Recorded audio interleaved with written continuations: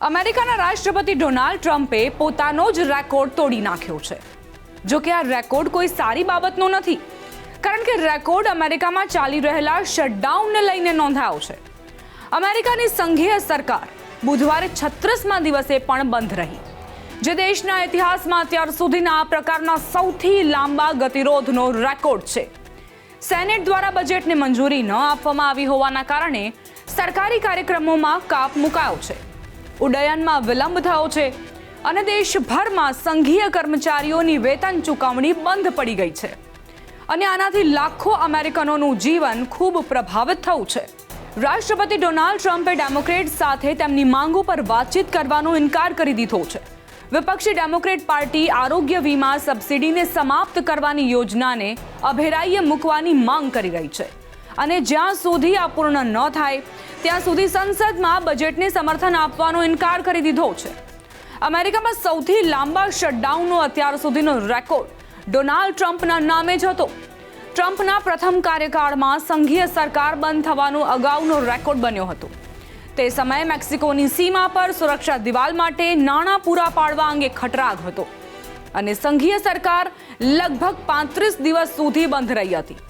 આ વખતે અમેરિકામાં 1 ઓક્ટોબરથી આંશિક સરકારી શટડાઉન ચાલી રહ્યું છે, જેને 36 દિવસ થયા છે। આ સંકટ એટલા માટે ઊભું થયું કારણ કે અમેરિકન ગૃહ 30 સપ્ટેમ્બરની સમય મર્યાદા સુધી નવું બજેટ પસાર કરવામાં નિષ્ફળ રહ્યું છે। ડેમોક્રેટ્સે જ્યાં સુધી આરોગ્ય વીમા સબસિડીને વધારવામાં ન આવે ત્યાં સુધી બજેટ પસાર કરવામાં સહયોગ આપવાનો ઇનકાર કરી દીધો છે, જ્યારે રિપબ્લિકન પાર્ટી અને રાષ્ટ્રપતિ ડોનાલ્ડ ટ્રમ્પ આ સબસિડી વિના બજેટ પસાર કરાવવા પર અડગ છે। હજુ સુધીમાં આ વિડંબણાનો અંત લાવવાની દિશામાં કોઈ નક્કર પગલાં નથી લેવાયા। વર્ષ 1980ની અત્યાર સુધી અમેરિકામાં 11 સરકારી શટડાઉન થઈ ચૂક્યા છે, જેમાંથી 7 શટડાઉન 5 દિવસ અથવા તેથી ઓછા સમય સુધી ચાલ્યા।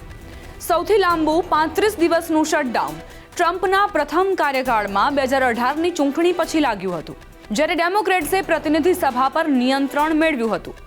શટડાઉન આર્થિક રીતે નુકસાનકારક હોય છે, પરંતુ તેઓ સામાન્ય રીતે એટલા લાંબા નથી ચાલતા કે ગંભીર ક્ષતિ થાય।